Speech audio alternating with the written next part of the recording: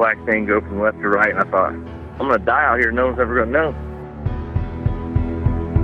I couldn't believe what my eyeballs were showing me. I'll never forget how evil the eyes were. It was horrible. I mean, I've never seen nothing that evil. It ran towards me at a rate that I can't even explain. Turned and stared at me, and this look of, I just want to kill you. I want to say it was human, but it wasn't. He was yelling at me to grab a gun, grab a gun. I was like, for what? He said, just grab a gun. And there's footprints all the way to the door of my house. It had went inside my garage, all the way to the door. 911, what are you reporting? Jesus Christ, you better... Sir? Zio! Hello? Get somebody out here. What's going on now, sir? That son of a bitch is about 6'9", I don't know. Do you see him now, sir? Yes, I'm looking right at him. Uh-oh. You're listening to Sasquatch Chronicles. Check us out online at sasquatchchronicles.com. If you've had an encounter, email me. My email address is wes@sasquatchchronicles.com.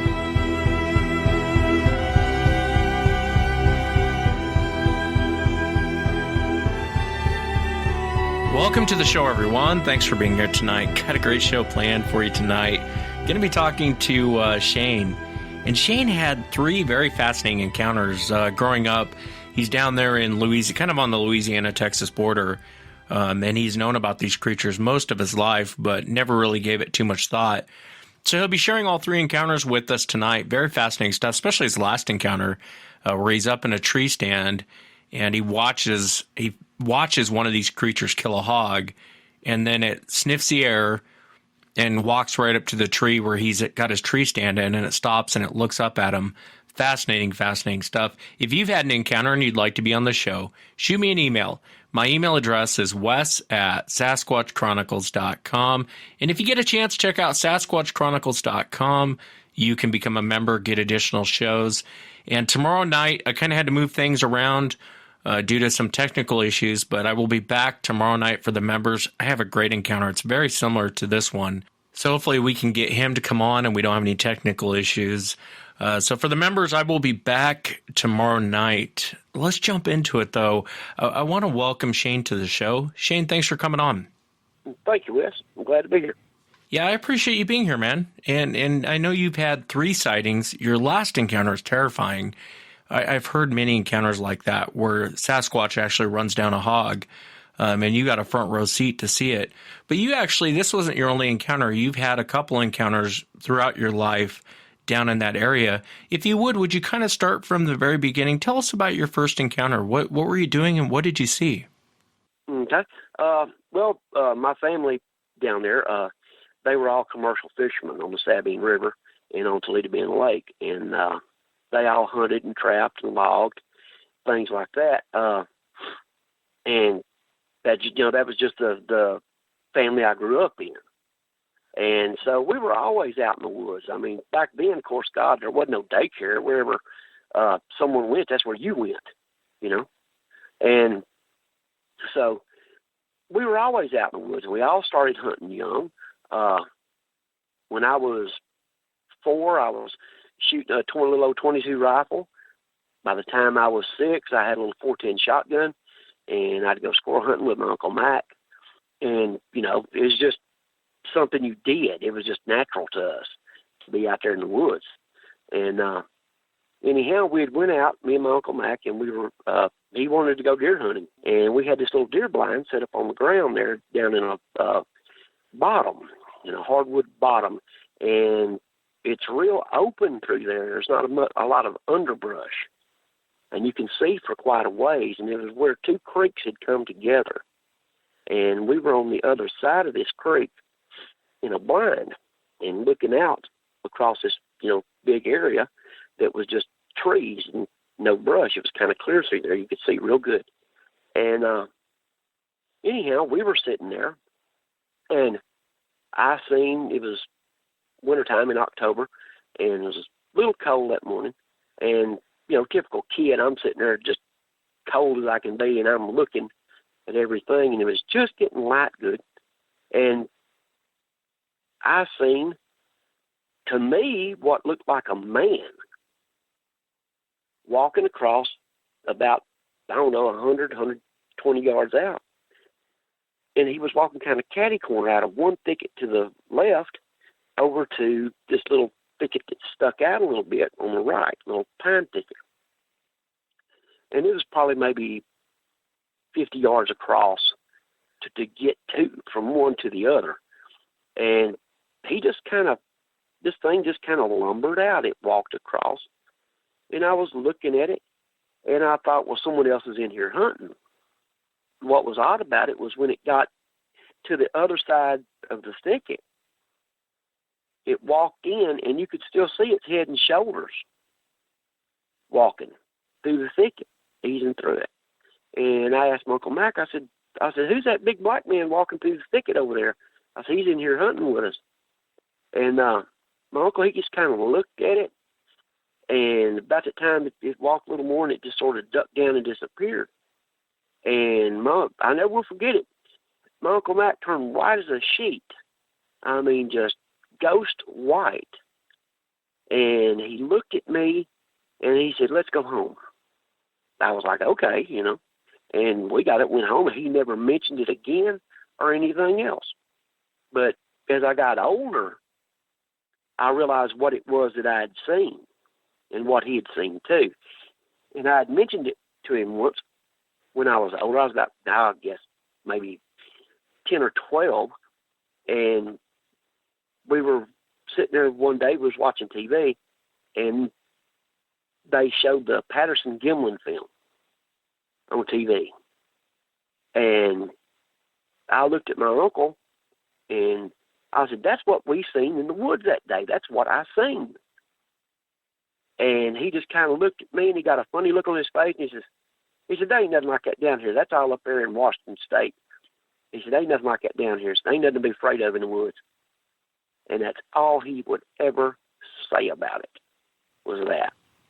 Yeah, and I hear a lot of hunters react that way. I think because they don't want to give up hunting.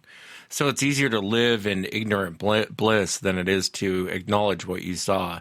That's the only thing I can get from it. Yeah, but it didn't scare me, because at the time, I just thought, honest to God, I just thought it was a big black man walking across the woods down there. I mean, because that's what it looked like to me. Of course, being, 6 years old, I didn't think, well, why ain't this man wearing clothes? Yeah, I hear you. And it is, kids, I think most of the time kids react different than we do. Tell us about your next encounter, if you would. How many years later did this happen? Oh, Lord, I was a grown man. I was, I believe, 34, 35, something like that. And I was coming down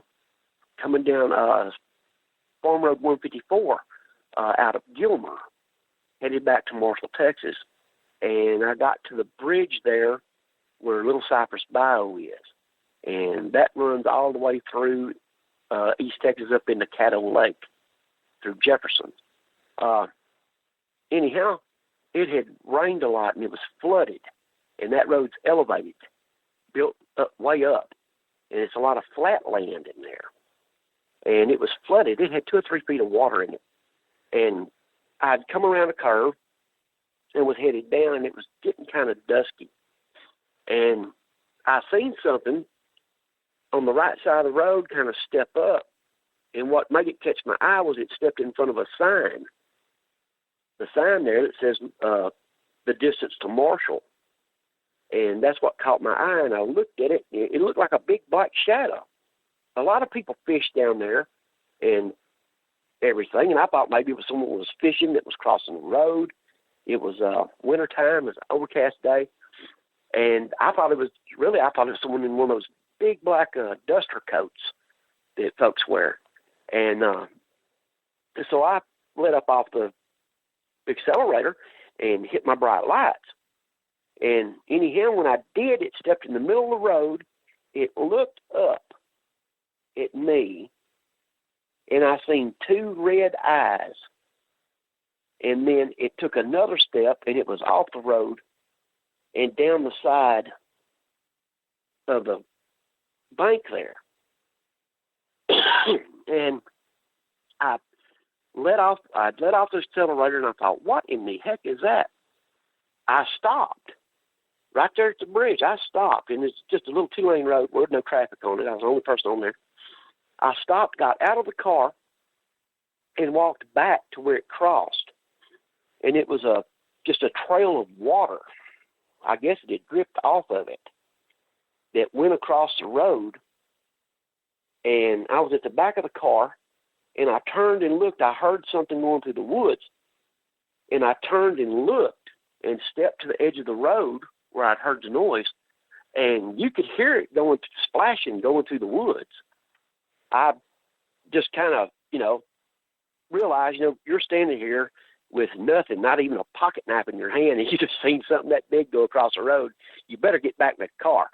And so I did, and was coming to home, and I thought, well, I need to call the sheriff and tell them what I seen, or, whatever. And I thought, no, I ain't calling the law. They're going to think I'm a nut. No one's going to believe this. And so I just sort of kept it to myself and just went on, Let me ask you, was there the eye shine? Was it eye shine that you saw? You mentioned red eyes. Think it was the light coming off your headlights? Yeah. It was like, you're driving at night and you shine a dog or a coon or something like that, except it was kind of it was kind of an amber color. It wasn't really red. It was just kind of like a fire, kind of like coals, an orangish looking red kind of color. I gotcha. Was there any other details you remember? I realize it's like a 1/1000, 2/1000 type encounter, but... Yeah, it was quick. I mean, this thing took two steps and it crossed a two-lane road. And that road doesn't have any shoulders. It's built up. And there ain't no shoulder on the road. I mean, it slopes directly down about 10 to 12 feet on both sides. And it stepped up in front of the sign, and that's what caught my eye. And just as quick as it stepped up, and I seen, it was something there in the road. And deer and hogs are bad about that road running across it. And so I hit my brights real quick so I could see what it was. And you could tell it was something on two legs. And I let off the accelerator. I thought, well, there's someone fishing. They're across the road with them. But this thing literally took two steps and crossed that road, and it was down that hill. Just that quick. When it took that first step across is when I hit in the middle of the roads, when I hit my brights. And then it glanced up at me, and then it went straight down the next step and then off the road quick. Just boom, and it was gone.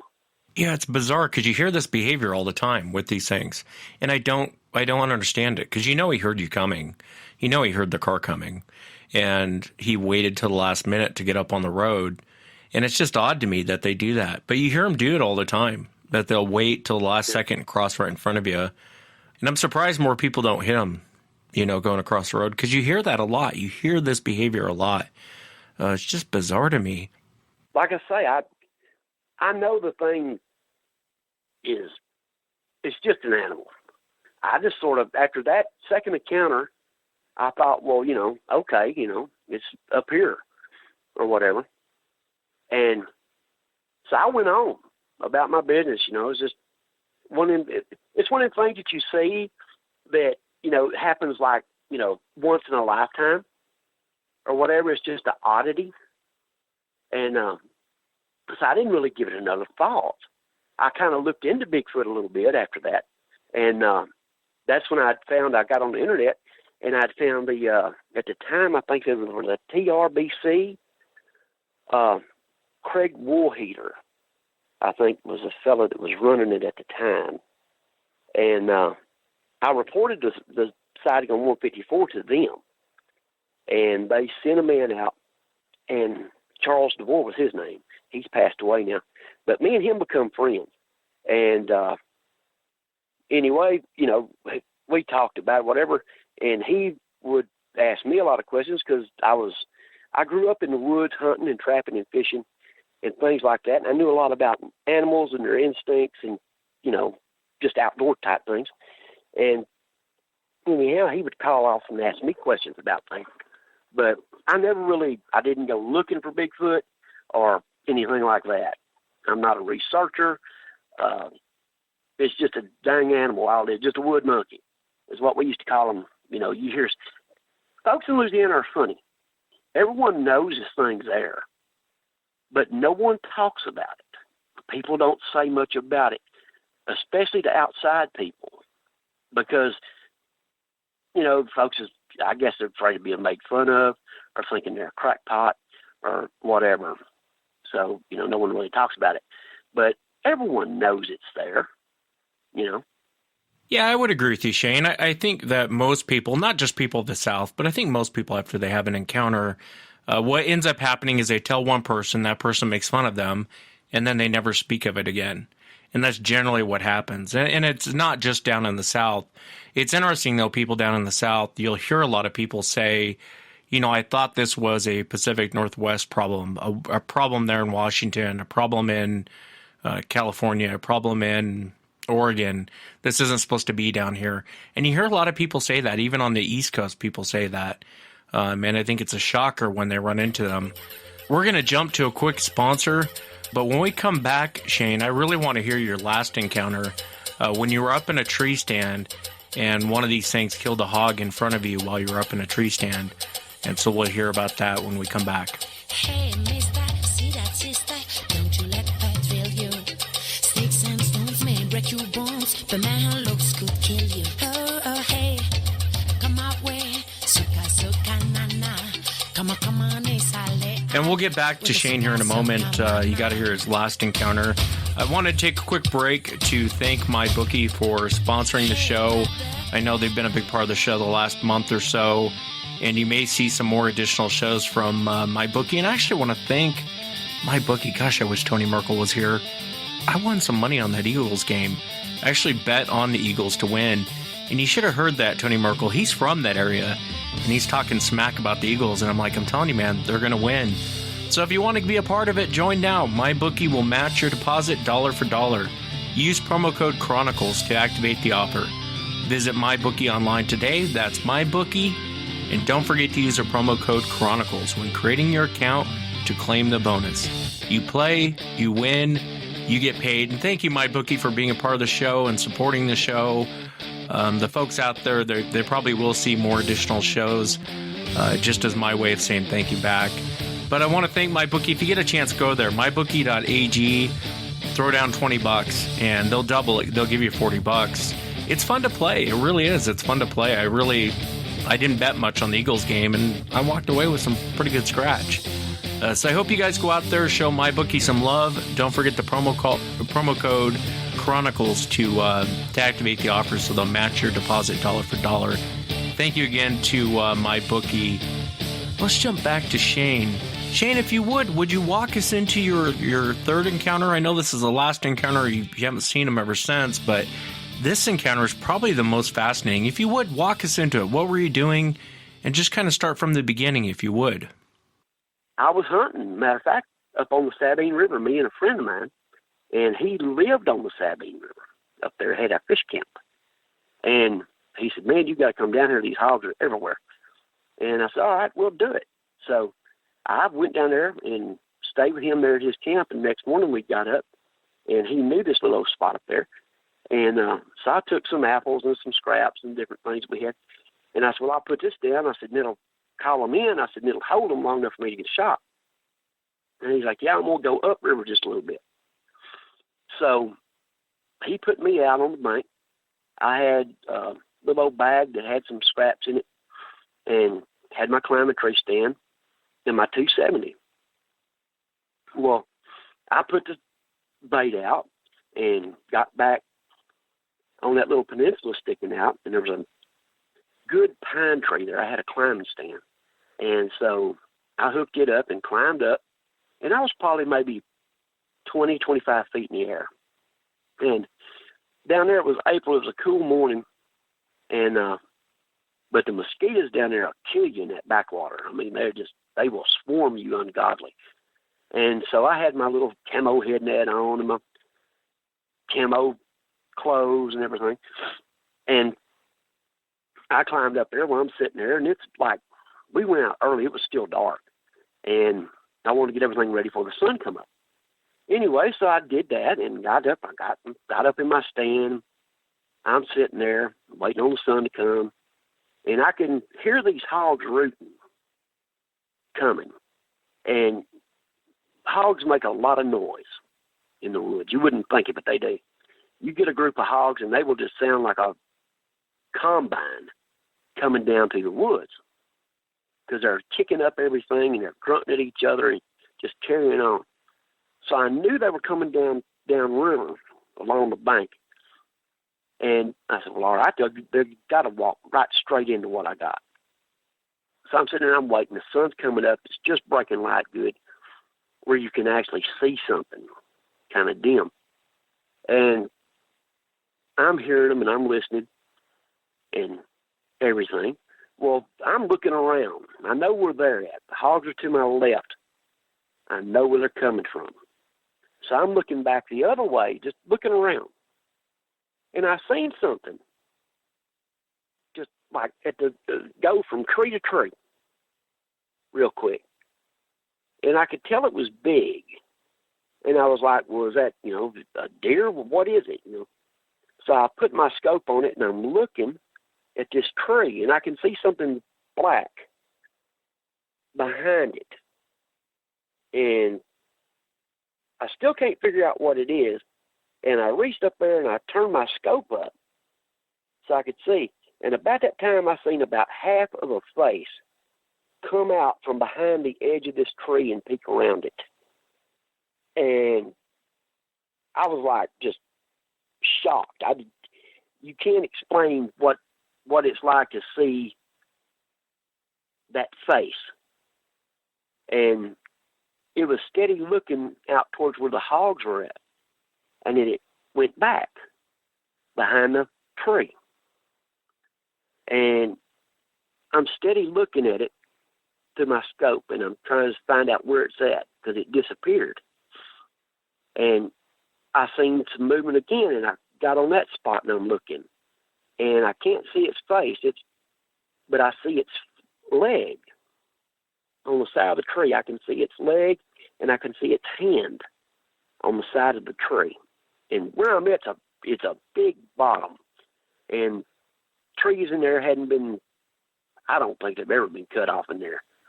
And, but they're big, massive oaks.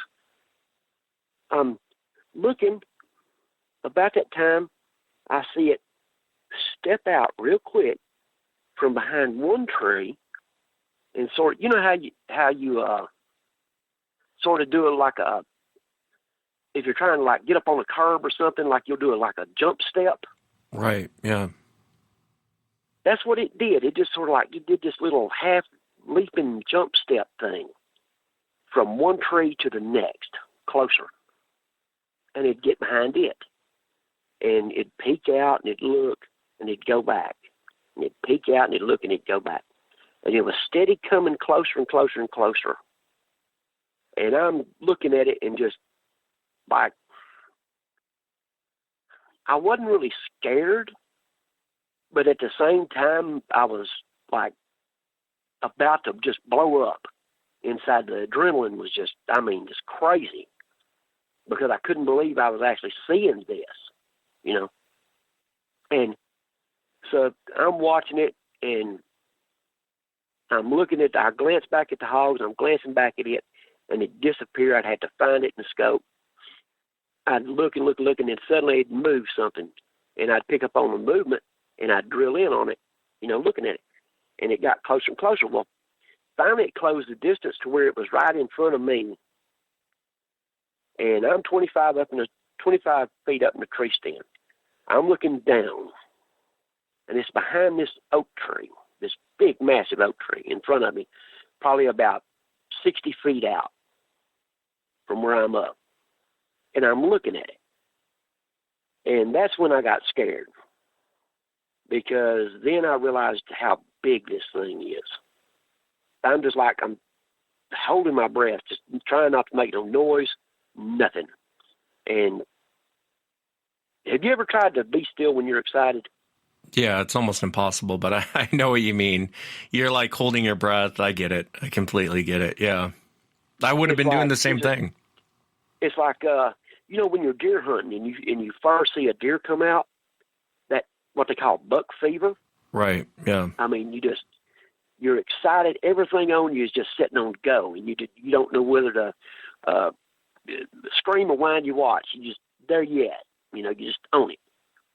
And so that's where I'm at, and I'm just like, I got 1,000 thoughts running through my mind, looking at this thing, trying to figure out what it is and what's going on and everything else.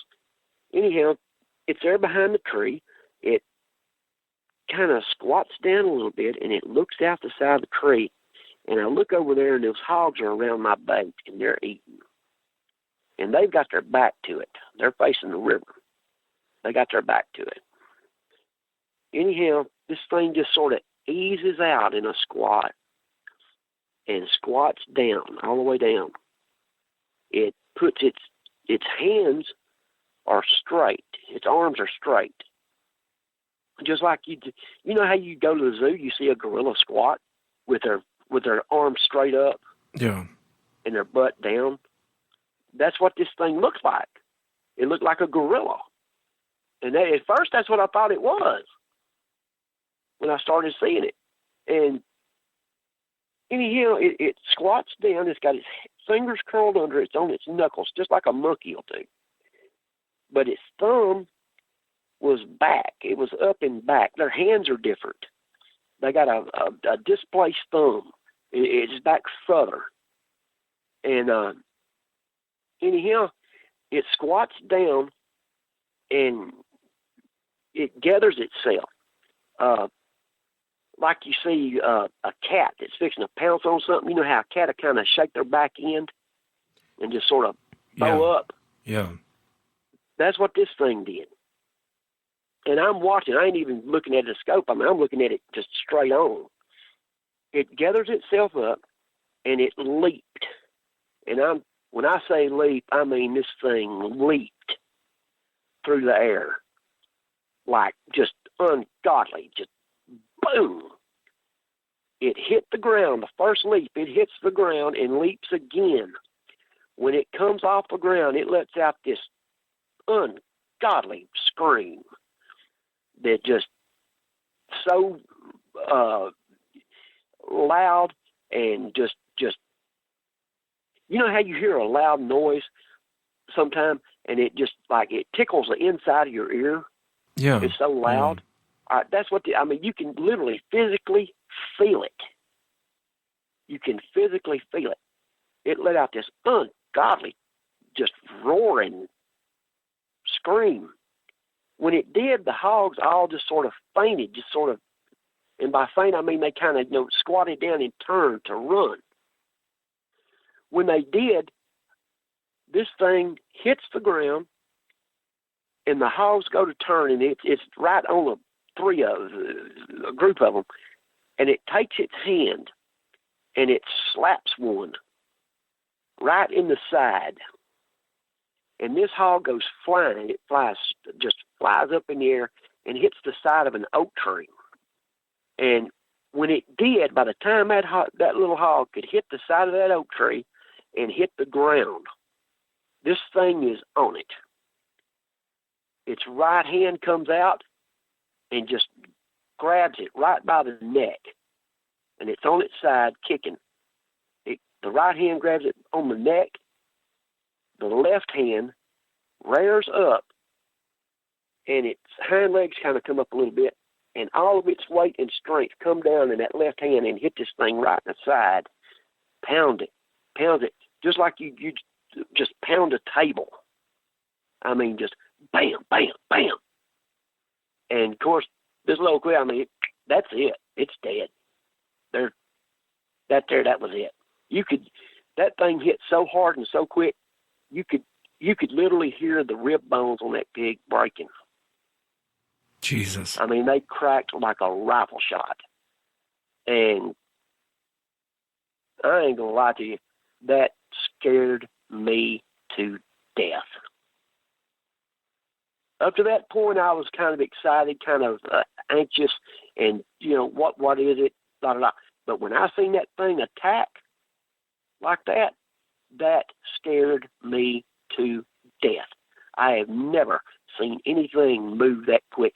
I've seen bobcats, you name it, attack game, but nothing like that. Nothing. It just bam, and it was there, man. And this thing just literally just hit this thing in the side, just pounded it. And when it quit, the side of that little hog, it was probably maybe a 150-pound pig, the side of it was literally just stove in where it hit it. I mean, it was just pushed in like you just take your thumb and stick it in some dough. Just caved in. And it stood up. It reached down. It grabbed the pig. It picked it up. I'm sitting there and I'm shaking. I mean, just shaking. It turns. It walks back the way that it came. It gets about almost in front of me. It tips its head back. It makes this growling noise, and then it makes this whoop sound. And it's like, it tips its head back. It goes, whoop, whoop, whoop, whoop, whoop, whoop, whoop, whoop, whoop. And it stops. Well, about that time, the same noise comes back from my right, and you can tell there's a little ridge that runs through there about 100 yards back. And this noise comes from that ridge, and I hear it. And I'm immediately, I'm thinking, oh God, there's two of them in here. It's not just one, there's two. So I'm looking back at it, and this thing, it's still got the little pig under its arm. It takes a couple more steps. It gets right in front of me. It stops. It looks around, and then it looks at the base of the tree I'm at, looks past it, and it just looks back. It tips its nose up, and you can see it smelling. And then it turns back to that tree, and it follows the base of that pine tree right up to my stand. And that thing is looking me right in the face. Just, I can't put it this way. It was all I could do to hold my water. Yeah, I bet. When this thing looked at me. I bet. You're probably thinking you're next. I mean, it was all I could do to keep hold of my faculties. I was in sheer terror. Now, mind you, I'm sitting here with a 270 pointed right at it. And in my mind, I'm thinking, I ain't got enough gun. This thing, I just watched it jump a good 20 foot at a lick. I ain't high enough. And I don't have enough gun. And I'm just like paralyzed, literally just paralyzed, looking at this thing.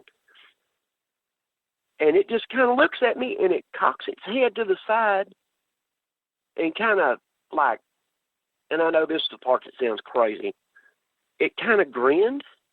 No, it didn't like bare its teeth like it was going to, bite me or anything. It just kind of grinned. It kind of just had a smile to its face, kind of. And it was looking at me. It had an expression on its face like, what are you doing up there? I mean, that was just a feeling I got. It wasn't a threatening feeling. It just looked at me like, you're not supposed to be here. What are you doing up there? And it just sort of looked at me, and it let out this little growl, this little, like that. And then it looked back, picked up the hog under its left arm, and walked away.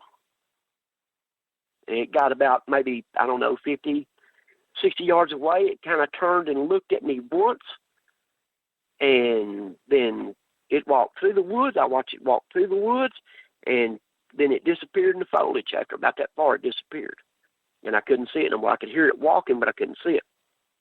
I was just dumbstruck, I didn't know whether to scream, cry, or what. I just didn't know what to do. I was just in shock. And I sat there for about 30 minutes, and I come down the tree stand. I climbed the tree stand down, and I was going to walk upriver away from where it was to find my buddy. And about that time, as I was coming down, he pulled up, and he asked me. I told him, I said, "You're not going to believe what I just seen." I said, "You're not going to believe me. You're going to think I'm crazy." And he just kind of laughed. He said, "What is it?" I said, "I just seen a Bigfoot." I said, or a gorilla or something. I don't know what I said, but I seen it. It just killed a hog. I seen it. He said, "Yeah, I heard something holler." He said, "I thought that was you hollering for me." He said, "That's why I come back." And I said, "No, you didn't hear me holler." I said, "You heard that thing holler." So anyhow, we got my stand and stuff, and we got out of the boat and went over there. Well, there wasn't any tracks. There wasn't no, anything like that. You could see where the pigs had rooted up and all of that. There was spot of blood on the side of the tree where it hit, and I guess it scraped it or whatever when it hit the tree. And there was a little bit of blood on the ground, a couple of drops of blood on the ground. I guess it come out of its mouth when it hit it. And That's amazing. That was it. There was no other sign other than that. Yeah. Can you describe the face as far as what you saw? What I seen was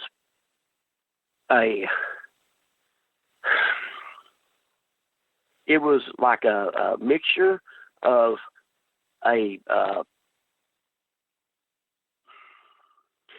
you've seen the Planet of the Apes movies? Yeah, of course, yeah. All right. Okay, this thing looked like Caesar in the face, the leader of them. It was kind of ape-looking, but at the same time, it had human features at the same time. It had a nose. It didn't have a nose like a monkey does. It has a nose like a human being does. It had a wide mouth. Its skin was kind of like ash. Does that make sense? Kind of a grayish. Yeah, kind of a gray. Yeah. Its eyes were brown, but it didn't have any whites in its eyes.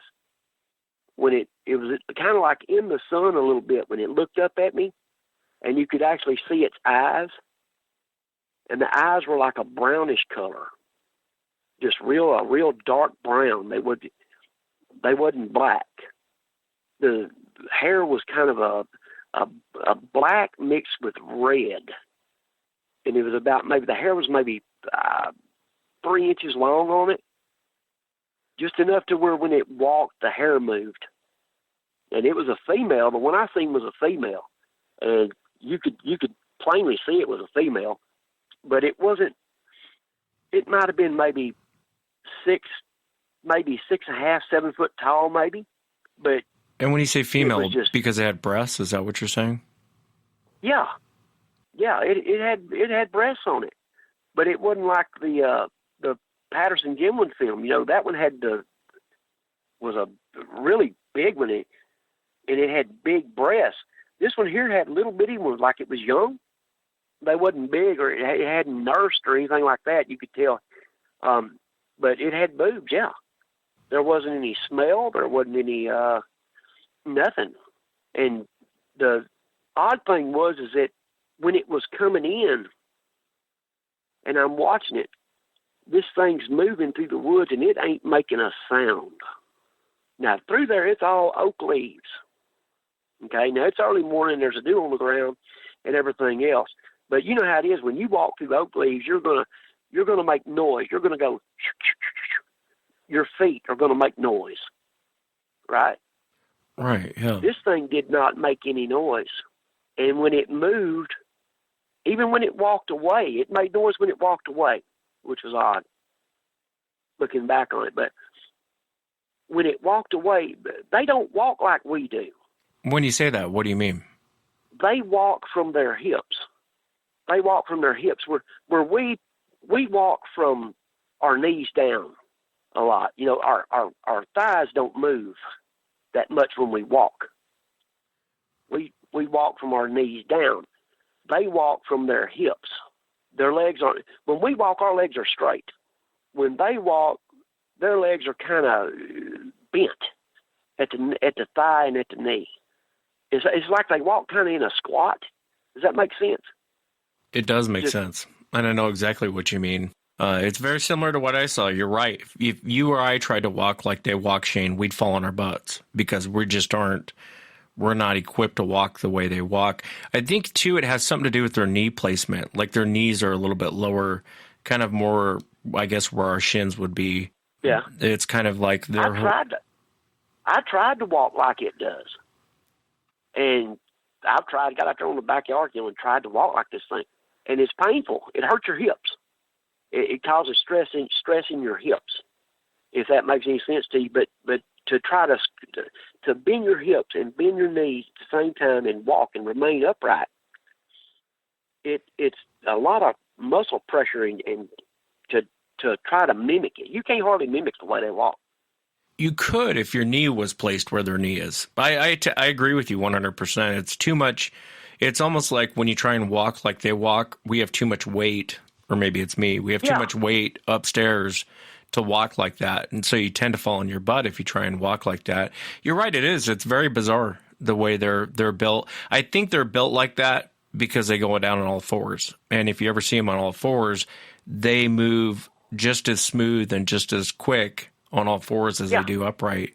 And I think it's just the way their mechanics are. It's the way they're built. I'm curious, you think it's a wild animal. Do you, when you're looking into the face of this thing, what do you think that they are? I mean, beyond an animal, I mean, do you think it's some sort of unknown non-human primate? Or do you think it's some form of monkey?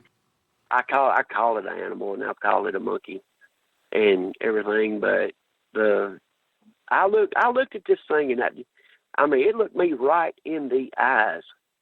And the look on its face, this thing has a soul. It's aware. It's self-aware, just like we are. It has a soul. It has thoughts, because you could just tell. You could tell when it was looking at me, because it looked at me, and it was like you could read its mind in its expressions, because it looked at me like, you're not supposed to be here. It kind of knitted its brow. It tipped its head over to the side. It knitted its brow kind of, and give me that look, like, you ain't what are you doing here? You are not supposed to be here. And you could tell it wasn't mad at me or anything. It wasn't looking mean or anything like that. And it just kind of grinned at me like, what are you doing? And then it just turned, it picked its little pig up, and off it went. Why do you think it didn't attack you? I think it was surprised that I was there. Because like I say, my climbing stands in camo. It's camoed out. I was in all camouflage with a head net, a camo head net on the hat. My rifle, my 270, is camoed.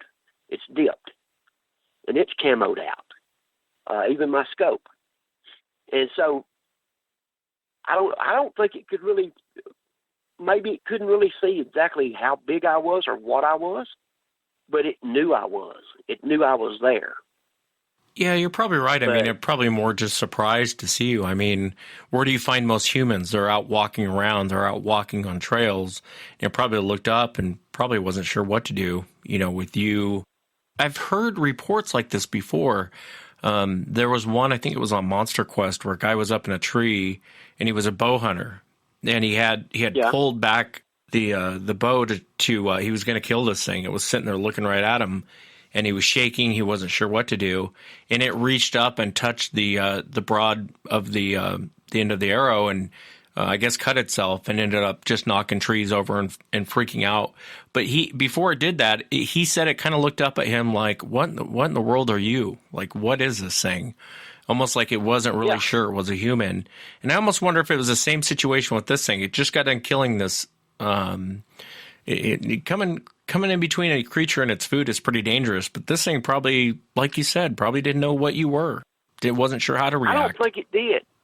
Because, I mean, I had the outline of a human, just like it does, really. But I was all camoed out, and I don't think it really figured. I know it smelled me. That's how it found me, was it smelled me. Because when it stopped, there was a breeze that was at my back. This breeze had come up, and it was at my back. So it pushed my scent straight to it. It stopped. I mean, just stopped cold. Because it whooped. It was walking, and then it stopped. Its nose come up, and it went to looking. And it looked right past, it turned, and it looked past me, past the tree I was at. It looks back to the left. It's scanning the woods. It comes back, and that little breeze is coming, and it goes right to the base of that tree, right? I see its head's kind of down, looking at the base of the tree, and she looks straight up. She follows that tree straight up to my stand. And I'm just like, I ain't gonna cuss, but I was thinking it. Yeah, I bet. You know, it's terrifying. I mean, it's probably one of the more amazing encounters I've ever heard, but I have heard of them attacking like how you describe how they attack, especially hogs. I've heard it on a couple occasions. There's one in particular I can think of. He was actually an FBI agent, and he had grabbed, he was in a tree stand, very similar to your situation. Then he saw these hogs come out, right underneath him. And then what he describes as two large gorillas came out of the brush, just flew out of nowhere. And one of them grabbed one of the hogs, smashed it against a tree, and then they ripped it open and started eating it right in front of him. And he's up there, same situation. He's hoping not to pee himself. He's hoping they don't look up because he wants out of here. And so, you know, it does happen more often than you would think. He didn't want to come on the show, obviously, because his position and his job and everything. But it does go on down there. Do you hunt anymore, or did you give that up? I did for a little bit. I'll be honest. There was probably I know I missed probably one good deer season over it. Because after seeing it and everything, and after that happened, I really started researching and trying to figure out, you know, exactly what these things are and everything else. And I told Charles DeVore about it, and he got Daryl Collier to come and interview me. And I spoke to Daryl, and he's got a thing going down in the big thicket. I don't participate in any of that Bigfoot research stuff or anything. I just, you know, did it for myself. But I did for a while. I was very wary of going out in the woods. And then finally I just made peace with it and just realized, look, you know, this thing it's an omnivore. It's an apex predator. It's as at home in the woods as you are in your living room. When you come into its area, it smells you before you even show up. It knows you're there. Because if you think about it, human beings, we're, for lack of a better word, we're a clunky animal. We are. We just slough along and kick our feet and just rub up against stuff, and wherever we want to take a pee in the woods, we take a pee and just keep on rolling, you know, if we're doing something. And it smells this. It hears it. You're talking about an animal, a creature that has to live by its senses. So its senses are 5 times better than yours are. It hears better. It smells better. It sees better. The thing probably feels a vibration in the ground when you walk, and I don't know, but it knows. You know, I mean, look at it this way: you go in the woods. You don't just walk up on a deer. A deer hears you coming. It smells you coming. Why wouldn't this thing do it? This thing hunts deers, need them. So it's got to be faster, sharper, and quicker than a deer is. It's got to be smarter than one. Yeah, definitely an apex predator. Definitely an apex predator. Well, Shane, I appreciate you coming on. I appreciate you sharing your encounters. I enjoyed hearing them very much. So thank you. No problem. I don't mind. Like I say, I found your show on YouTube. I guess someone's pirating your show, or listeners putting them on YouTube. And because I hear you say, if you hear this on YouTube, it isn't me or whatever. But that's how I found you, was by that. And then from there, I went to your site. And that's how I got in contact with you over it. But like I say, I don't know who's putting you on YouTube, but they're doing you righteous, because, the shows are great. That's how I found you. And I love them. I listen to every one that gets put on there. People want to say that the folks that see this thing are crackpots or they're crazy. No, they're not. They're just normal, everyday people who see an extraordinarily, rarely seen thing. I couldn't agree more. Yeah, I couldn't agree more. And, it's with YouTube, I've taken down most of the pirates, and I've started up my own YouTube channel just for people to go listen to. But I tend to agree. They're just your normal average day. I've had a lot of cops on. I've had a lot of judges on. I've had a lot of their testimony in my mind is the same as a hunter or a fisherman or a hiker. These are sane and sober, decent, just everyday people. And, if it's looking back at it, if it's a hoax, it's been going on for over 500 years. It's got to be the greatest troll ever if it's not real. Yeah, I couldn't agree more. Shane. I think that there's a ton of evidence. There's a long history of these things. And, your encounter is another piece of the puzzle. I always say there are pieces of the puzzle you put together. And I find it fascinating it didn't attack you. It just kind of looked at you like, what in the world? And then strolled off. But you got a chance to really see them in action, see them kill something. And I'm jealous. I'm fascinated by it. But I appreciate you coming on, Shane. I appreciate you taking the time to come on the show and share your encounter. Thank you again. Well, thank you for having me. I appreciate it. Wow, what an encounter. And that's it for tonight, everyone. Remember, if you've had an encounter, shoot me an email. My email address is wes@sasquatchchronicles.com. If you get a chance, check out sasquatchchronicles.com. You can become a member and get additional shows. I'll be back for the members tomorrow night. Until next time, everyone.